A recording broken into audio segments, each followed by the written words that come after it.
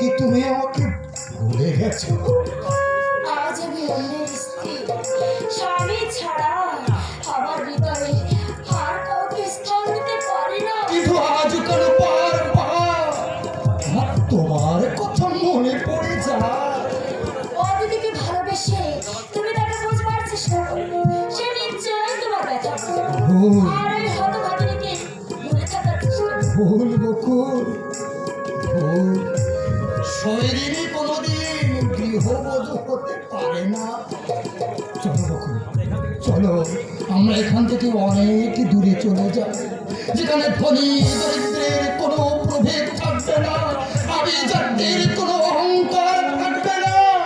ভালোবাসা যেখানে ফুটবে আকাশে, প্রেম যেখানে খেলা করবে পাখির টানার রঙে।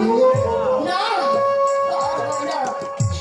তোমার মিথ্যে ছলনায় একদিন আমার এই মন প্রাণ ভেঙে টুকরো টুকরো হয়ে গেছে। তুমি একটা প্রতারক, না, তুমি একটা প্রকাশ্যক, তুমি একটা মিথ্যাবাদী।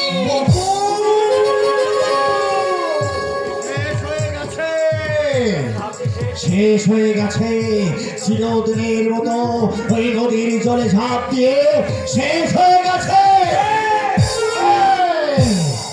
তোর মৃত্যুর দম। মুক্তিমান বিভীষিকা দস্য শার্দুল সেন। হ্যাঁ, এই জানার কি অপরাধ করেছিল তোর দাদা, কি অপরাধ করেছিল তোর মা। তোর মা তোকে 10 মাস 10 দিন গর্ভে ধারণ করে অসহ্য মানব যন্ত্রণা ভোগ করেছে। এটাই তার অপরাধ। কিল কিল করে বুঝে ভোগ কষা পান করে তোকে ছোট থেকে বড় করে তুলেছে। এটাই তার অপরাধ। তোর দাদা বিস্ফোরিত হয়ে তোকে মানুষের মতো মানুষ করতে চেয়েছিল। এটাই তার অপরাধ। তাহলে এটা যদি তাদের অপরাধ হয়, তোর অপরাধের শাস্তি তোকে আজ দিতেই হবে। প্রস্তুত হয়ে যা গোপাল।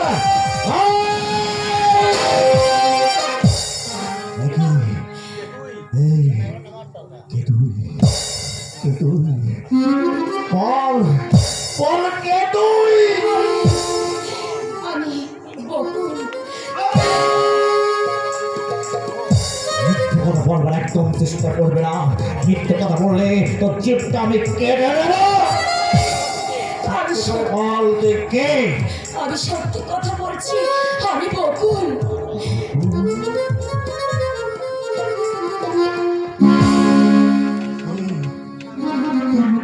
তুই সত্যি বলবি? এতদিন এতদিন তুই কোথায় লুকিয়েছিলি? আমি যে তোকে তন্ন তন্ন করে খুঁজেছি রে। আমি আমি কোথাও তোর কোনো সন্ধান পাইনি রে। কিন্তু কিন্তু তুমি আমাকে আমাকে তুই চিনতে পারছিস না? এই আমি আমি তোর দাদারি। আজ তুই আজ আমি মুক্তিমান বিভীষিকা দস্য শার্দুল সেন। হ্যাঁ, এই দাদা, এই বকুল, তাহলে তাহলে কি তোরা গোপনে বিয়ে করেছিস? না দাদা, বিয়ে আমাদের হয়নি। কি বলছিস? কি বিয়ে হয়নি? তাহলে তোর এই শিকির সিঁদুর, তোর এই হাতের শাখা, এবারে হৃদয়বান সন্তান সৃজন বাবু দয়া করে আমাকে বিয়ে করেছে দাদা। সৃজনবাবু তোকে বিয়ে করেছে? হ্যাঁ দাদা, ওনার মতো মানুষ হয় না।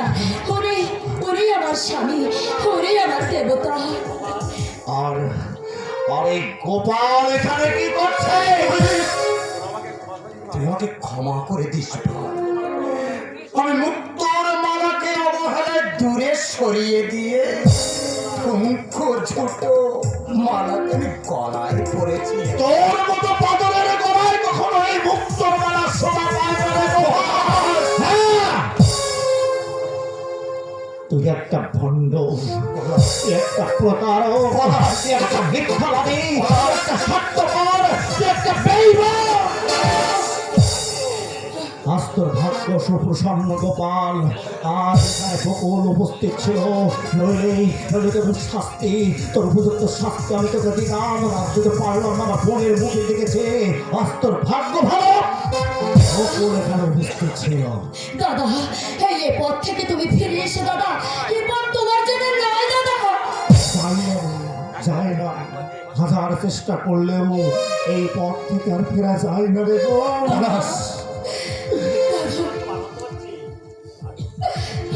বকুল, এই বকুল, আজ আমার খুব আনন্দ হচ্ছে রে। এত আনন্দ আমার এই ছোট্ট জীবনে আমি কোনোদিন পাইনি রে। আজ আমার হারানো বোনকে আমি ফিরে পেয়েছি। আর আমি জানতে পারলাম যে সৃজন বাবুর মতো একজন হৃদয়বান ব্যক্তি আমার বোনকে নতুন জীবন দান করেছে। এখন যাতে আমি পুলিশের গুলিতে মরেও যাই, আমার একটু অনুশোচনা হবে না রে বোন। আমার এই ছোট্ট জীবনে আর একটু শান্তি পাবো রে।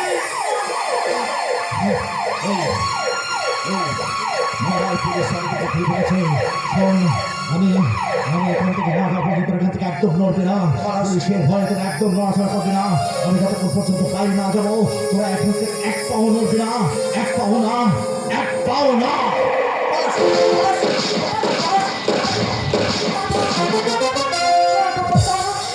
তুমি তুমি এখান থেকে চলে যাও দাদা।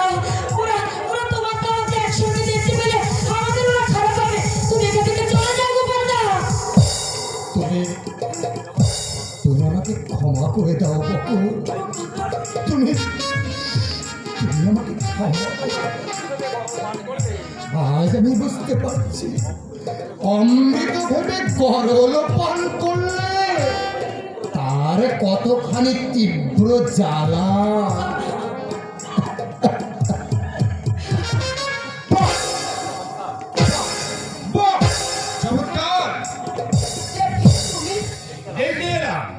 পুরনো প্রেমিকের সঙ্গে নতুন অভিসারটা কতটাই জমেছে। এসব তুমি কি বলছো? তুমি বিশ্বাস করো? বিশ্বাস, একটা কলঙ্কিনী বিচারিণীকে বিশ্বাস করা আর কাল নাগিনীর মুখে চুমু খাওয়া দুই সমান। সৃজন বাবু, থামো তুমি। তুমি আর শাক দিয়ে মাছ ঢাকার চেষ্টা করো না। তুমি যে অদিতিকে কিসের লোভে বিয়ে করেছিলে আজকে আমি ভালোভাবেই জানতে পারলাম। আর বকুল, তোমাকে তো আমি বিশ্বাস করেছিলাম, ভালোবেসেছিলাম, কিন্তু তুমি এই তার প্রতিদান দিলে। বকুল, রাস্তা থেকে তোমাকে কুড়িয়ে এনে যে সম্মান আমি তোমাকে দিয়েছিলাম সেই মার্গ তুমি দুপায়ে মারিয়ে দিলে বকুল। বকুল, বাবু, ওগো তুমি বিশ্বাস করো, আমি কলঙ্কিনী নই, আমি বিচারিণী নই। আমি তোমার মতো দেবতাকে আমি ঠকাতে পারি না, আমি ঠকাতে পারি না।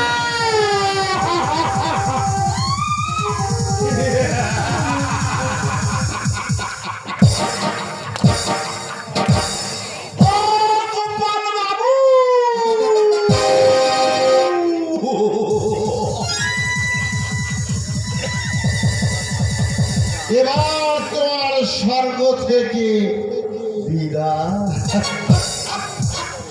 সৃজনের মনে যে বিদ্যা দিয়েছি সেই বিষয়ের দ্বারা সহ্য করতে না পারে কলঙ্কিনী বকুলকে ত্যাগ করবে। বকুলের এত বড় সর্বনাশ করবে না। সর্বনাশ, বকুলের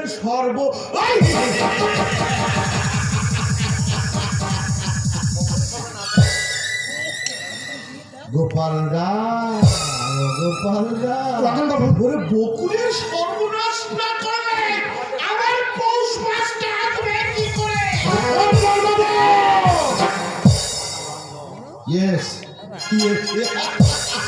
আমার নাম রঞ্জন, শিখারি রঞ্জন রায়। আমার শিখা আজ পর্যন্ত কেউ ভোগ করতে পারবে না, আর ভবিষ্যতেও কেউ কোনোদিন ভোগ করতে পারবে। রঞ্জন বাবু!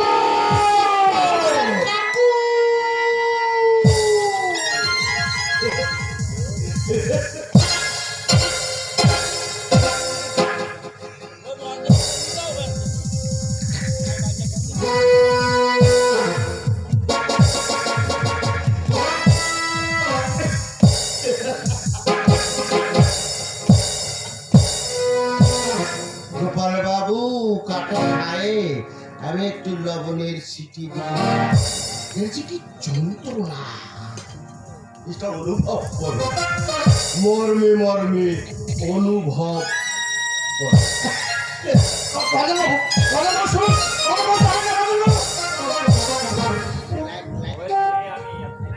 মোহের ঘোরে আমি এতদিন মন্থ ছিলাম, আজ আমি স্পষ্ট দেখতে পাচ্ছি এটা একটা অমানুষ তৈরির কারখানা।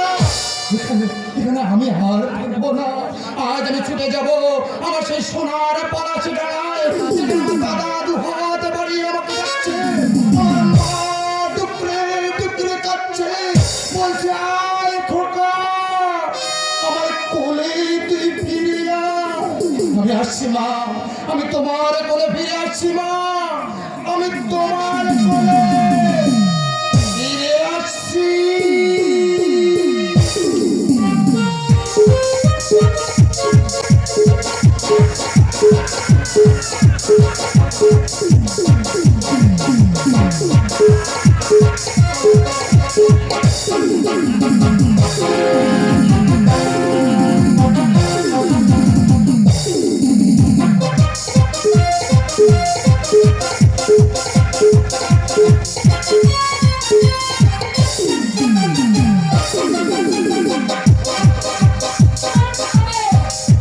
জোর করে সতী নারীকে অসতী করবার চেষ্টা করলে সে পাপের আগুনে তাকে জোর করে পুড়াতে হবে।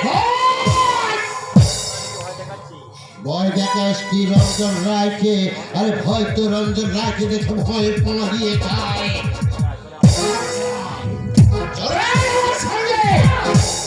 আমি কিছুতেই যাব না, তোমরা সবাই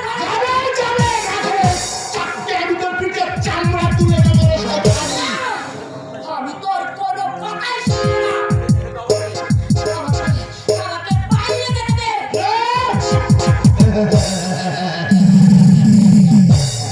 বাইরে যাওয়ার চেষ্টা করিস না, বাইরে যাওয়ার চেষ্টা করিস না।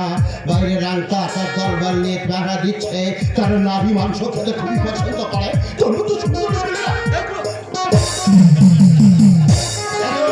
ছিঁড়ে খাবে।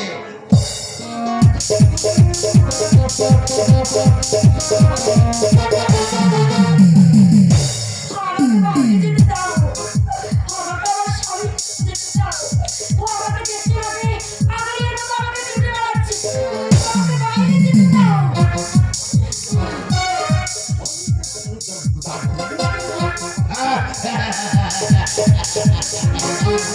না, মুক্তি নেই।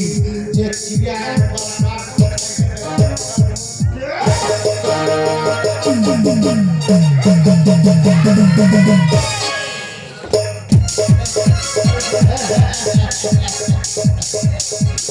আসলে কথা কি জানো, কার চোখ খারাপ হলে ডাক্তার বলে চশমা পড়তে, কার পেট খারাপ হলে ডাক্তার বলে ওষুধ খেতে, আমার চরিত্র খারাপ মেয়ে ছেলে চায় এটাও কিন্তু ডাক্তার বলেছে।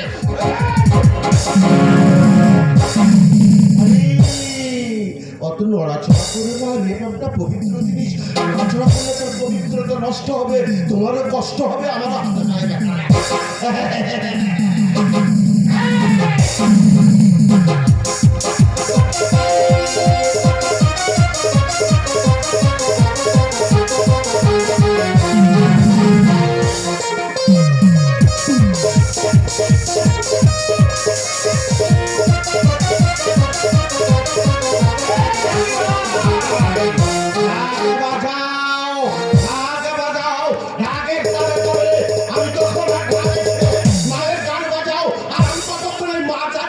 কলঙ্কিত করবে।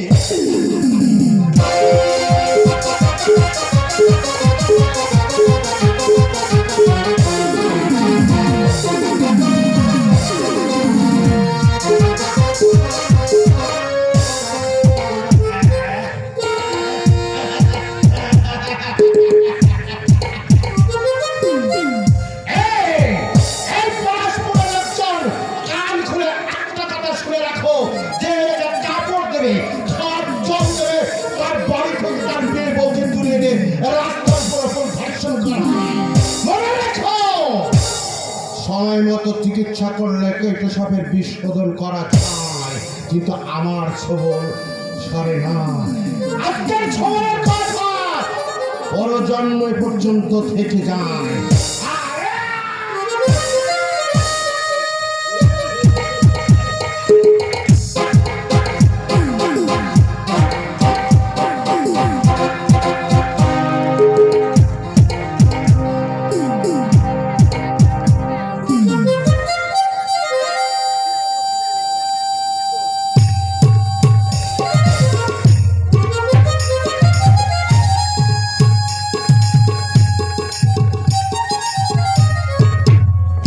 কোথায় কোথায় শালা রঞ্জন রায়?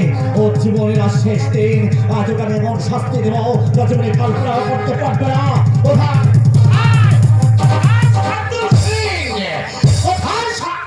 তোর ফোন নেবে শালা?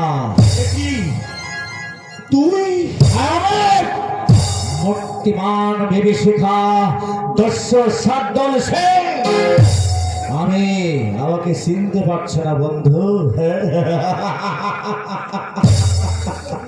আমি আমি পলাশ টাকার পলাশ। পলাশ তুই? আমি সেই পলাশ যার সত্য সাধনা একদিন তোর ব্যর্থ করে দিয়েছিলি, যার উজ্জ্বল ভবিষ্যৎ তোর নষ্ট করে দিয়েছিলি। আমি সেই পলাশ টাকার পলাশ। মাফ করে দে পলাশ, আমাকে মাফ করে দে। আমি যা কিছু করেছি সবকিছু ওই ভবানী ভট্টাচার্যের আদেশে। ভবানী ভট্টাচার্যের আদেশে না? এই জানোয়ার! আজ তোকে বাঁচিয়ে রাখলে এই সমাজের বুকে একের পর এক অপরাধ সংঘটিত হবে। তোকে কিছুতেই বাঁচিয়ে রাখবো না জানোয়ার। আজ তোকে এমন ভাবে মারবো যে সাধারণ জনগণ থেকে আটকে উঠবে। লজ্জা করে না, লজ্জা করে না জানোয়ার। মানুষের প্রতি এমনি ভাবে অমানবিক নির্যাতন করতে, মানুষের সাথে তোর ব্যবহার করতে তখন তোর মুখ কাঁপে না? এখন খুব ভয় করছে না জানোয়ার? জানোয়ার, আমি তোকে তিলে তিলে নিঃশেষ করে মারবো। আমার জীবনটাকে তুই শেষ করে দিয়েছিস। আমার পণ বকুলের জীবনটাকে তুই ধ্বংস করে দিয়েছিস। তাকে শেষ পর্যন্ত মৃত্যুর উপরে ঢলে পড়তে হয়েছে। আমার জীবনটাকে তুই ছাড়খাড় করে দিয়েছিস। যেমন করে তেমনি করে আমি তোকে খুন করবো। আমি তোকে একটা সুযোগ দেবো, আমি এক থেকে 3 গুনবো। এর মধ্যে তুই যদি পালাতে পারিস তাহলে আমি তোকে মারবো না। যা শালা। 1 2 3 শালা জানোয়ার।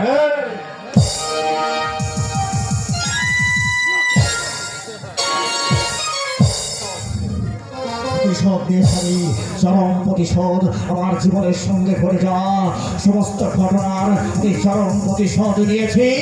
চরম প্রতিশোধ।